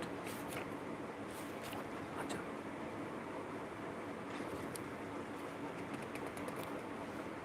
এরকম পর্যায়ে এসে বলতেছেন যে এই কথাগুলো বলে আর কি, consequently the western father daily loses more and more authority over his son. এটা ফলশ্রুতিতে কী হয়, ওয়েস্টার্ন ফাদার যিনি, তিনি তার ছেলের উপর প্রতিদিনই তার নিয়ন্ত্রণ হারাচ্ছেন, বিকজ বুড়া মানুষ ইউজলেস। বুড়া মানুষের যেহেতু আল্লাহ বলে কিছু নাই, যেহেতু কোনো নর্ম নাই, যেহেতু অতিজাগতিক কোনো ব্যাপার নাই, ওয়াহির কোনো ব্যাপার নাই, ধর্ম মানে ধর্মগ্রন্থের কোনো নাই, এগুলো খ্রিশ্চানিটির বিরুদ্ধে যায়, এইসব জিনিসগুলো খ্রিশ্চানিটির বিরুদ্ধে যায়। তো বলতেছেন যে more and more authority over his son and quite logically the son loses his respect for his father. বাপ তার ছেলের উপর অথরিটি হারাচ্ছে, আর ছেলেও তার বাপের প্রতি রেসপেক্ট হারাচ্ছে, প্রতিদিন একটু একটু করে হারাচ্ছে, প্রতিদিনই এটা ক্ষয়ে যাচ্ছে। অস্ট্রেলিয়ান এটা বললাম, আমি ইচ্ছা করে বললাম যে একটু বোঝানোর জন্য। আমরাও কিন্তু সেদিকেই যাচ্ছি। আমাদের দেশেও এখন শোনা যায় মাকে বাবাকে স্টেশনে ফালায় চলে গেছে, রাস্তায় ফেলে চলে গেছে, বোঝা মনে করে ফেলে চলে গেছে। আচ্ছা, আখেরাতে বিশ্বাস না করলে কথাগুলো যুক্তিযুক্ত মনে হতেও পারে। আখেরাতে যদি বিশ্বাস না করেন, তাহলে কথাগুলো কোনগুলো? এর আগের কথাগুলো, এগুলো না, এর আগের কথাগুলো যে একজন 35 বছর বয়স্ক বা 30 বছর বয়স্ক লোকটাকে বাঁচায় রাখাটা বেশি দরকার, সে সমাজে বেশি কন্ট্রিবিউট করবে, সমাজে বেশি কন্ট্রিবিউট করবে, বেশি দিবে সমাজকে, বেশি উৎপাদন করবে বা বেশি কাজে লাগবে, রাদার দেন 60 বছর 65 বছর একজন বুড়া। সুতরাং ভেন্টিলেটরটা এখান থেকে খুলে ওইখানে দাও। এটা আপনার আল্লাহ বিশ্বাস না করলে বা আখেরাতে বিশ্বাস না করলে যুক্তিযুক্ত মনে হইতেও পারে আপনার কাছে। ওল্ড ভ্যালুজ, আল্লাহ প্রদত্ত ফিতরা, যেগুলা বিন্যাস, সম্পর্ক, দায়িত্ব, এগুলো সব ভ্যারিঞ্জ করে যাচ্ছে, তাই না? আল্লাহ প্রদত্ত ওল্ড ভ্যালুজ খ্রিশ্চানদের কাছ থেকে যেটা, ক্রিশ্চিয়ানিটির কাছ থেকে যেটা কিছুটা পাইছিল ওয়েস্ট, সেগুলো তো ভ্যানিশ করে গেছে, ভ্যানিশ করে যাচ্ছে। সেগুলো কি মানে সম্পর্ক, দায়িত্ব, এগুলো যাচ্ছে। তেমনি প্যারালালি কি ভ্যানিশ করতেছে? ওল্ড সেক্সুয়াল মোরালিটি বা যৌন সম্পর্কের যে নৈতিকতা ছিল আগে, সেটাও কিন্তু ভ্যানিশ করে যাচ্ছে, আস্তে আস্তে ভ্যানিশ করে যাচ্ছে। কারণ যৌন নৈতিকতা আসে এক ধরনের ন্যায়পরায়ণতা ও নীতিবোধ থেকে, যেটাকে আমরা এথিক্স বলি। যৌনতা কেন আমরা যৌন ডিসিপ্লিনের ভিতর থাকি? কেন এত আমাদের ইসলামে তো আগেই বলছে যে যৌন থেকে অত্যন্ত ইম্পর্ট্যান্ট একটা জিনিস মনে করা হয়, এবং এই জন্য এটাকে অত্যন্ত নিয়ম কানুনের ভিতরে বেঁধে দেওয়া হয়েছে, এবং এটার ভেন্টটাকে ইজি করা হয়েছে, বিয়েটাকে ইজি করা হয়েছে। কারণ যৌনতার যে আসে আপনার, যৌনতার নৈতিকতা যেটা, ওটা কিসের থেকে? এক ধরনের ন্যায়পরায়ণতা বা নীতিবোধ থেকে আসবে, এথিক্স থেকে আসে। যেহেতু মেটেরিয়াল সুখ স্বাচ্ছন্দ্যের উপর নীতিবোধের দৃশ্যমান তেমন ইমিডিয়েট এফেক্ট নাই, তাই এথিক্স অনেকটা বাহুল্য। মেটেরিয়াল সুখ স্বাচ্ছন্দ্য যেটা, আপনি মোবাইল ফোন ডেভেলপ করবেন, সফটওয়্যার ডেভেলপ করবেন, এটার চেয়ে ওটা করবেন, এটার চেয়ে ওটা ভালো করবেন, এই নীতিবোধের দৃশ্যমান কোনো ইমিডিয়েট এফেক্ট নাই। নীতিবোধ দিয়ে এথিক্স দিয়ে আপনি কী করবেন? আমার পয়সার দরকার, নগদ যা পাও হাত পেতে নাও, বা আমি আরও পয়সা চাই, আরও উন্নতি চাই, আরও খাইতে চাই, আরও জমা করতে চাই। সুতরাং এটার উপর এথিক্সটা এখানে বাহুল্য। আর এথিক্স বাহুল্য যখন হয়ে যায়, নীতিবোধ, ন্যায়পরায়ণতা বা নীতিশাস্ত্র, যখন এথিক্স বলতে নীতিশাস্ত্র বোঝানো হয়, সেটা যখন বাহুল্য হয়ে যায়, তখন কি হয়? যৌন সুখটা তখন আর অবারিত হয়ে যায়। সেটাও অবারিত যৌন সুখ অন্বেষণ করার জন্য কোনো বাধা থাকে না। আর কোনো বাধা নাই, আর তো কোনো বাধা নাই। আপনি যখন মনে করতেছেন যে আল্লাহ থাকলেও থাকতে পারে, না থাকলেও থাকতে পারে, এই জীবনে তার কোনো রোল নাই, এটা প্রমাণিত না, আমরা প্রমাণ করতে পারি না, বা তার কথাগুলো, আল্লাহর কথাগুলোও প্রমাণিত কোনো না, বৈজ্ঞানিকভাবে বা অঙ্ক দিয়ে প্রমাণ করা কোনো জিনিস না। সুতরাং আমার কোনো নীতি নির্ধারণ, সুতরাং আমার কোনো ডিসিপ্লিনারি ফোর্স নাই, ডিসিপ্লিনারি কোনো নীতি নির্ধারক নাই, কোনো নিয়মকানুন নাই। সুতরাং আমার যা ইচ্ছে সেটা করতে পারি। আর তাই অবারিত যৌন সুখ অন্বেষণ করার পথেও কোনো বাধা নাই। আপনারা জানেন হয়তো যে সুইডেনে একটা বাবা তার মেয়ের সাথে শুইতে পারে, একটা মা তার ছেলের সাথে শুইতে পারে। আইন সেটাকে স্বীকৃতি দেয় যদি কনসেন্ট থাকে, জাস্ট দুইজন রাজি থাকলেই হইল, আর কিছুর দরকার নেই। ডেনমার্কে পিডোফিলিয়া যেটাকে বলি, অর্থাৎ শিশুদের নিয়ে যে পর্নোগ্রাফি বা বিকৃত যৌন সুখ আস্বাদন যদি বলি, সেটা কিন্তু জায়েজ, আইনত জায়েজ। আপনারা জানেন কিনা জানি না, খোঁজ নিয়েন আপনারা। এরপরে আসতেছে যে আপনার একটা ছোট্ট গল্প বলি। আমার এক বন্ধু, এথিক্স যেটা বললাম, কোনো নীতিরই নাই। নীতিরই না থাকলে শুধু গেইনটাই গেইন।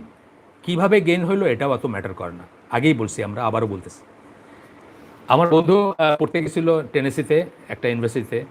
তো তো সে যখন প্রথম ছুটিতে আসলো বললো যে অবাক হইলাম যে ওখানে একটা প্রফেসরও রাস্তায় একটা কোয়ার্টার পাইলো, কোয়ার্টার মানে চাইরানা যেটা আর কি, $1 4 ভাগের 1 ভাগ পায়া, খুব সুন্দর, হে আই গট এ কোয়ার্টার বইলা পকেটে রাখলো, এটা তার। একটা মুসলিম সেটা করতে পারে? আমাদের কি টেনশন চলে আসে একটা টাকা পাইলে পথে, যে এটারে কী করবো, মানে এটারে তো প্রথম কথা হলো তো আমার তো নয়। এখনকার স্কলাররা বলেন এটা টাচ না করতে পারলে ভালো, আর টাচ করতে পারলে কোনো অথরিটির কাছে দেওয়া, পুলিশ হোক বা মসজিদের মুয়াজ্জিন বা কেয়ারটেকার হোক, তার হাতে দেওয়া যে বা এটা পাইছে এটা রাখেন, মানে আত্মীকরণের তো কোনো স্কোপই নাই। তো এই জন্যই বলতেছি যে এথিক্সের মানে যেখানে মানে যেখানে একটা প্রাপ্তি হচ্ছে সেখানে কোনো নীতি নাই, সেখানে কোনো নীতি আমাদের, অথচ আমরা দেখেন একটা জিনিস পাইলে ওটা নিয়ে আমাদের মাথা ব্যথা লেগে যায়, এটা কী করে ডিসপোজ করবো, কোথায় দিব। আচ্ছা, এইখানে আয়সা আরেকটা প্যাসেজ বলতেছেন, আপনারা আবার খেয়াল করে শুনবেন, আমি ইংলিশটা পড়বো, ইনশাল্লাহ আপনারা শুনবেন এবং ফলো করবো। আমাদের আলোচনা শেষে চলে আসছে, আজকে শেষ হয়ে যাবে এই চ্যাপ্টারটা। কী বলতেছেন দেখেন, আওয়ার অরিজিনাল কোয়েশ্চেন, শুরু করছিলেন যে কোয়েশ্চেন দেয়া, whether it is possible to adopt Islamic way of life, thinking and living, ইসলামের জীবন ব্যবস্থা, ইসলামের চিন্তাভাবনা এবং ইসলামের জীবনযাত্রা বা জীবন বাঁচা, যেটা যেভাবে আমরা বাঁচি, হ্যাঁ, পসিবল টু অ্যাডাপ্ট,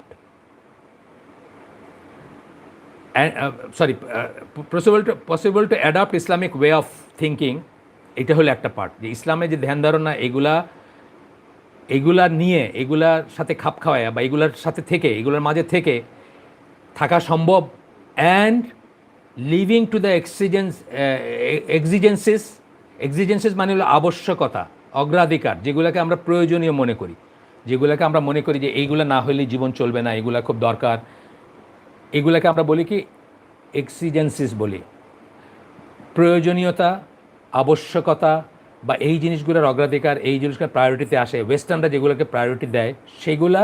আর আরেক দিকে কী বলতেছেন, ইসলামিক ওয়ে অফ থিঙ্কিং, ইসলামী ধ্যান ধারণা, হ্যাঁ, and vice versa must be answer in negative, মানে ইসলামিক ধ্যান ধারণা বজায় রেখা আমরা কি ওয়েস্টার্ন যে প্রায়োরিটিগুলো, ওয়েস্টার্নরা যা কিছুকে অগ্রাধিকার দেয়, যা কিছুকে জরুরি মনে করে, যা কিছুকে সঠিক মনে করে, যা কিছু আগে করার প্রায়োরিটি দেয় বা আগে করার কথা চিন্তা করে, সেটা করা কি সম্ভব ইসলামিক থাইকা বা ইসলামিক চিন্তাভাবনা রেখা, অথবা ভাইস ভার্সা, অথবা ওয়েস্টার্ন ইসের ভিতর থাইকা কি ইসলামিক চিন্তাভাবনা বজায় রাখা সম্ভব কিনা, and vice versa must be answer in the negative, অতি অবশ্যই বলতে হবে না, এটা সম্ভব না। এই কথাটাই আমরা কিন্তু আপনাদেরকে, আমি আর কি পার্সোনালি বারবার বলে আসতেছি যে এই দুইটা একসাথে রাখা যাবে না, একটা চুজ করতে হবে। আচ্ছা, আসেন শেষ পর্যায়ে চলে আসছি, আমরা একদম শেষে চলে আসছি। ইসলাম কিন্তু একটা এক্সক্লুসিভ দিন, ইসলাম হচ্ছে একটা এক্সক্লুসিভ দিন, ইনক্লুসিভ না। কিন্তু ইসলাম কিন্তু সবার জন্য দরজা খোলা রাখছে ঢোকার জন্য, কিন্তু গিভ অ্যান্ড টেক না ইসলামে। তুমি আমার ঈদের নামাজে আসো, আমি তোমার পূজায় বা মাসে যাব, মাস মানে খ্রিস্টানদের একটাই, এটার কিন্তু কোনো সুযোগ ইসলামে নাই, ঠিক আছে? যদিও ইসলামে দাখিল হবার দরজা খোলা, কিন্তু অদল বদল করার উপায় নাই। আপনি পশ্চিমা জগতে দেখবেন, আমি একটা উদাহরণ দিচ্ছি জাস্ট, এটা ইন্ট্রা ইসলামও করার উপায় নাই, খ্রিশ্চানিটির সাথে হিন্দুইজমের সাথে করার উপায় নাই, কোনো ধর্মের সাথে করার উপায় নাই, যে তুমি আমার কিছুটা করো আমি তোমার কিছুটা করি, তুমি আমার কিছুটা করো নেও আমি তোমার কিছুটা নেই, এটা তো করার উপায় নাই। এমনকি ইন্ট্রা ইসলামও নাই। আপনি একটা খ্রিশ্চানিটিতে খুব উচ্চ শ্রেণীর একটা পার্টিতে যদি যান, খুব উচ্চবিত্তদের পার্টিতে যান, তখন দেখবেন একজনের বউ আরেকজনের সাথে নাচতেছে, স্লো ডান্স, এটা হচ্ছে একটা সম্মান দেখানো। শ্বশুরের সাথে হয়তো ছেলের বউ নাচতেছে স্লো ডাউন, স্লো মিউজিকের তালে, এটা হচ্ছে একটা সফিস্টিকেশন, একটা সম্মান দেখানো। ইসলামে এটা করতে পারবেন? ইসলামের ভিতরেই গিভ অ্যান্ড টেক নাই, আর বাইরের সাথে তো কোনো গিভ অ্যান্ড টেক থাকার কোনো প্রশ্নই ওঠে না, মুসলিমের সমাজের ভিতরে নাই। এইখানে আমরা শেষ প্যাসেজটা পড়ে আজকের আয়োজনটা আমাদের শেষ একটা অংশ পড়ব। The conception of transcendental ethics survives as an irrational factor of thought. এটাকে ইরেশনাল, এই যে ট্রান্সেন্ডেন্টাল, প্রতি জায়গাতে কোনো গড থাকতে পারে, আল্লাহ থাকতে পারে, এটাকে একটা ইরেশনাল জিনিস, মানে যেটা যুক্তিযুক্ত না, এরকম একটা জিনিস হিসেবে জোড়াতালি হিসেবে একটা কনসেপ্ট পশ্চিমে আছে। যেভাবে যারা ম্যাথমেটিক্সে করেন, যে ম্যাথমেটিক্সে আপনার আই বলে একটা ইমেজিনারি সংখ্যা আমরা ইউজ করি অনেক হিসাব মেলানোর জন্য বা হিসাব করার জন্য, কিন্তু বাস্তবে যেটার কোনো অস্তিত্ব নাই বা বাস্তবতা নাও এটা। একইভাবে যদি থাকেও গড, তার বাস্তবে আল্লাহ যদি থাকেন, অতিজাগতিক কেউ থাকেন, পশ্চিমা সভ্যতা বলে যে এটার বাস্তবে কোনো অবস্থান নাই, বাস্তবে কোনো নাই, কিন্তু কোনো কোনো জায়গায় জোড়াতালি দেওয়ার জন্য এটাকে ইউজ করতে হয়। যেমন এই যে বলছিলাম যে সাউথ শিলসের কথা বলছিলাম, যে ওখানে দুষ্ট ছেলেপেলেরা কসম কাটতো, বলতো by whom he is up, উপরে যিনি আছেন তার কসম, এখানে একটা জোড়াতালি দিয়ে দিল, কিন্তু সে বাস্তবে আসলে বিশ্বাস করে না যে আল্লাহ আছেন। তারপরে বলতেছেন ইন দেমসেলফ নাথিং টেঞ্জিবল, এই যে আই নাম্বার যেটা বললাম ম্যাথমেটিক্সের যারা ইমাজিনারি নাম্বার, আই একটা আছে, সংখ্যা আছে, এটা ইমাজিনারি, এটা বাস্তবে থাকে না, কিন্তু অনেক করার জন্য এটাকে ইউজ করতে হয়। But are none the less required to bridge the gaps of the imagination due to the structural limitation of the human mind. কিন্তু কখনো কখনো ওই ইমাজিনেশন, কল্পনাকে যোগান দেওয়ার জন্য এটা ব্যবহার করতে হয়, যেভাবে সেইভাবে গডকে ব্যবহার করা হয় একটা সাহিত্যে, একটা গানে, অথবা গানে দেখবেন অনেক সময় গড কথাটা আসবে, পশ্চিমা পপ গানেও আসবে, এরকম করা হয়। আচ্ছা, তারপরে বলতেছেন, শেষ করে দিয়েছেন চ্যাপ্টারটা, যে তার মানে কি আমি পশ্চিমকে একদম 100% রিজেক্ট করলাম? না, বলতেছেন যে যদি দরকার হয় এম্পিরিক্যাল সায়েন্স, যেটা পিওর এবং এক্সাক্ট সায়েন্স যেটাকে বলি, ফিজিক্স, ইঞ্জিনিয়ারিং, টেকনোলজি, এখানে গিভ অ্যান্ড টেক হইতে পারে, কোনো সমস্যা নাই, এটা বলে চ্যাপ্টারটা শেষ করতেছেন। দুইটা প্রশ্ন আসে, আমি দেখি, আমি শেষ করে দিছি প্রশ্নটা দিয়ে শেষ করি। আসসালামু আলাইকুম স্যার, জীবনে চাকরি না করতে পারলে তোমার দ্বারা কিছু হবে না, তুমি যদি বড় পরিমাণের টাকা উপার্জন করতে না পারো, তাহলে নিজে কিভাবে চলবা আর ফ্যামিলিকে কি দিবা, এটা আমার বাবা মার উক্তি, এখান থেকে কিভাবে পরিত্রাণ পাবো স্যার? একটা কথা হচ্ছে যে বাবা মার যে কোনো জায়েজ বা সৎ উপদেশ বা সৎ আদেশ যদি বলি, সেটা পালন করা উচিত, কিন্তু যে আদেশটা আল্লাহ বিরুদ্ধ সেটা কিছুতেই পালন করা যাবে না। এখন আপনার বাবা মা আপনাকে যে আদেশ দিচ্ছেন সেটার ভিতরে আল্লাহর মতো করে যদি আপনি করতে পারেন, আল্লাহর নর্মসের ভিতর থেকে, শরিয়ার ভিতর থেকে, ফাইন, তা নাহলে এটা মানতে আপনি বাধ্য না। আপনি অলওয়েজ একটা জিনিস মনে করবেন, যে কে আপনাকে কী ভাবলেন সেটার চেয়ে ইম্পর্ট্যান্ট হচ্ছে আল্লাহ আপনাকে কী ভাবতেছেন, বাস, তাইলে আপনি কারেক্ট আনসারটা পেয়ে যাবেন। আমি কম্পিউটার সায়েন্স এবং ইঞ্জিনিয়ারিংয়ের একজন ছাত্র, আমার মেধাকে দিনের খেদমতে প্রয়োগ করতে চাই, কিন্তু বাবা মাকে অল্পে তুষ্ট থাকা যায় সেটা বোঝাবো, কী করে বোঝাবো বলবেন? আসলে এটা তো ঘরে ঘরেই সমস্যা, এটা বোঝানোর কোনো শর্টকাট উপায় নাই। প্রথমে বাবা মাকে, আমি আবার ওই গরু রচনা হয়ে যাবে আর কি, প্রথমে বাবা মাকে দাওয়াত দেন তাওহীদের দিকে। একবার যখন বুঝবেন যে তাওহীদের উপর যদি প্রতিষ্ঠিত করতে পারেন, ইনশাআল্লাহ, আল্লাহ যদি চান, একবার যখন বুঝবেন যে আল্লাহই সবচেয়ে বড় জ্ঞানী, প্রজ্ঞাশীল, আল্লাহর কথা অতি অবশ্য সত্য, সারা পৃথিবীর সবাই এটার এগেনস্টে গেলেও একজন মানুষ যদি আল্লাহর পথে থাকে, সেই সত্য, সেই ঠিক, তাহলে আল্লাহ যে বিধান বলছেন এইটাতেই সার্বিক কল্যাণ আছে, তার বাইরে কোনো কল্যাণ নাই, সেটা যদি বোঝাইতে পারেন, তখন দেখবেন তারা সব কিছুই করতেছেন। আমি আমার একজন ভাইয়ের কথা বারবার বলছি, অনেকবার বলছি, যে উনি আমাদের চেয়ে, মানে আমাদের বেশি ছোট না, ধরেন 15 বছরের ছোট হবেন, ওনার বয়স এখন ধরেন 50+ হবে বা 50 হবে। তো উনি আমার কাছে এসে খুব প্রবলেম বলতেন, যে ওনার বাবা ওনাকে খুবই বকাবকি করেন, এই মিলাদে যাস না কেন, এই 40-এ যাস না, 4 দিনে যাস না, বা ইত্যাদি ইত্যাদি সামাজিক অনুষ্ঠানগুলো যাস না। তা আমি ওনাকে বলছিলাম যে বাবার প্রতি প্রথমত খারাপ ব্যবহার করবেন না, হালাল যে কোনো কাজে এক্সট্রা এফোর্ট দিবেন। ধরেন বাবার জ্বর হয়েছে, আপনার কোনো ভাই বোন দেখতেও আসে না, আপনি সারা রাত তার পা টিপেন, সারা রাত ধরে তার পা টিপতে থাকেন, এবং তার কাছে দেখান যে আব্বা, হালাল যে কোনো জিনিসে আমার চেয়ে আনুগত্য তুমি কোথাও পাবা না, আমার চেয়ে অনুগত্য তোমার কোনো সন্তান নেই, বা আমি আনুগত্যের হায়েস্ট দেখাবো তোমাকে, কিন্তু তুমি আমাকে আল্লাহ বিরুদ্ধে জিনিসগুলো বইলো না, এবং ধৈর্য ধারণ করবেন, বাবার সাথে খারাপ ব্যবহার করবেন না। আজকে দেখেন 5-6 বছর বা একটু বেশি হয়েছে, উনি কিন্তু এই আমাদের ঢাকার আসুন্না কমপ্লেক্সে ওনার বাবা, গত ধরেন 4-5 বছর ধরে ওনার বাবা বুকে হাত দিয়ে নামাজ পড়েন, রাফিয়াত দেন করেন, ওই সমস্ত খারাপ জিনিস, সমস্ত বেদাতি জিনিসগুলো ছেড়ে দিয়েছেন। শুধু তাই না, বাপ ছেলে একসাথে গত 2 বছর ইতেকাফ করেন আসুন্না কমপ্লেক্সে ঢাকার। মানে এই চেঞ্জ হয়েছে কেন? উনি একটা ধৈর্য ধারণ করছেন, সুন্দরভাবে বলছেন, বেয়াদবি করেন নাই, রাগান নাই, এবং আল্লাহর বিরুদ্ধে কোনো জিনিস মানেন নাই, কিন্তু আল্লাহ যেগুলোকে জায়েজ করছেন সেই জিনিসে উনি অনেক বেশি আগায় গিয়ে বাবার জন্য করছেন, ফ্যামিলির জন্য করছেন, মার জন্য করছেন, যে জন্য তার বাবার এই চেঞ্জ আসছে। আপনাকেও ইনশাআল্লাহ আল্লাহ সেই তৌফিক দিবেন, আশা করি, দোয়া করি। সুবহানাকা আল্লাহুম্মা বিহামদিকা আশহাদু আল্লা ইলাহা ইল্লা আনতা আস্তাগফিরুকা ওয়া আতুবু ইলাইক। আমরা যা শুনলাম তার ভিতর ভালো কিছু শুনে থাকলে সমস্ত প্রশংসা আল্লাহর, খারাপ কিছু শুনে থাকলে সমস্ত ব্যর্থতা আমার। এই অনুষ্ঠানগুলো শোনার মানে হবে না যদি আপনারা এগুলো শুনে কিছু বোঝ, কিছু দিক নির্দেশনা বাড়িতে না নিয়ে যান। আল্লাহ আমাদেরকে তৌফিক দেন যা শুনলাম তার উপর আমল করার। B it a small portion, হয়তো সব কিছুই না, একটা জিনিসই আমি চেঞ্জ করলাম, কিন্তু যদি কোনো চেঞ্জ না আসে তাহলে আপনার এন্টারটেনমেন্ট হইলো, আমার এন্টারটেনমেন্ট হইলো, বা আমার সময় ক্ষেপণ হইলো, আপনার কোনো কাজে লাগলো না, আমার সময়টা ড্রেনে গেল। আল্লাহ আমাদেরকে তৌফিক দেন যা শুনলাম তার উপর আমল করার। আসসালামু আলাইকুম ওয়া রাহমাতুল্লাহি ওয়া বারাকাতুহু। কালাম ভাই, ফোন করলে তো অন্য ফোনটাই করতে হবে, এই ফোনটা তো আমি এরোপ্লেন মোডে রাখছি, আপনি যেটাতে করতেছেন। আপনি যে রবি নাম্বারটা আছে সেটাতে করেন, তাহলে আমি শুনতে পাবো ইনশাল্লাহ। আপনার এই ফোনটা আমি শুনতে পাবো না, রবি ফোনটাতে করেন। আসসালামু আলাইকুম ওয়া রাহমাতুল্লাহি ওয়া বারাকাতুহু। একটা প্রশ্ন, আমার কথা ধরে কেউ কষ্ট পায়, আমি সব আসে না, এই প্রশ্নটা চলে গেছে। কালাম ভাই, আমি শেষ করে দিব, আপনি ওই ফোনটাতে আমাকে পাবেন না।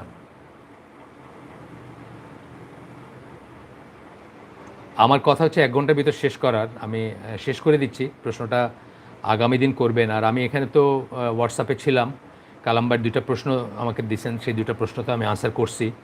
আরেকটাও আছে, 8টা প্রশ্ন না স্যার, জীবনে চাকরি, আরেকটা প্রশ্ন আসছে এখন। নানা এলোমেলো প্রশ্ন করে মাথাটা আউলাইয়া দেয়। আমি আমি প্রথম আল্লাহর পর আপনার কাছ থেকে একটু সহযোগিতা চাই। এমন কয়েকটা বইয়ের নাম কোথায় পাবো যদি জানান তাহলে খুবই ভালো হয়। আমি বারবার বলছি, আপনার ইমেল অ্যাড্রেস দিয়ে দিছি, আপনি কেন ইমেল করেন না আমাকে? আপনি ইমেলে বলবেন, এই সময় এক্সট্রা টাইম নিয়ে এই বইয়ের লিস্ট দেওয়ার সময় না। আপনি একটা ইমেল করবেন, আমি আপনাকে পুরো লিস্টটা ইমেলে পাঠিয়ে দেবো ইনশাআল্লাহ। আসসালামু আলাইকুম ওয়া রাহমাতুল্লাহি ওয়া বারাকাতুহু। আমরা শেষ করে দিই, আমি কমিটেড ছিলাম 1 ঘন্টায় শেষ করব, 6 মিনিট কিন্তু বেশি হয়ে গেছে। প্রশ্নোত্তর যদিও আমার মেইন অংশটা 1 ঘন্টায় শেষ হয়েছে, আমরা শেষ করে দিচ্ছি এখানে। আসসালামু আলাইকুম।